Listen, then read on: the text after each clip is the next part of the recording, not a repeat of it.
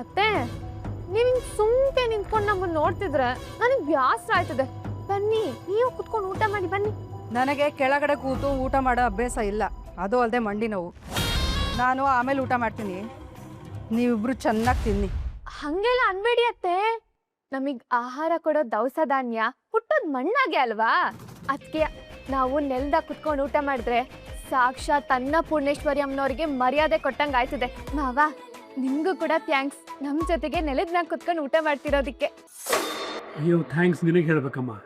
ಪರಮೇಶ್ವರಿ, ಇವತ್ತು ಒಂದು ದಿವಸ ನೆಲದ ಮೇಲೆ ಕೂತ್ಕೊಂಡು ಊಟ ಮಾಡು, ನಿನ್ನ ಮಂಡಿಯನ್ನು ಬಿದ್ದು ಹೋಗಲ್ಲ.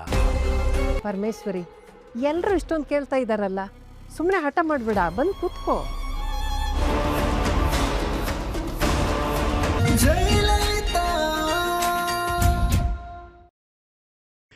ನೋಡಿ ನಿಮ್ಮ ಸ್ಟಾರ್ ಸುವರ್ಣ ಹಾಗೂ ಜಿಯೋ ಹಾಟ್ ಸ್ಟಾರ್ನಲ್ಲಿ ಮಾತ್ರ.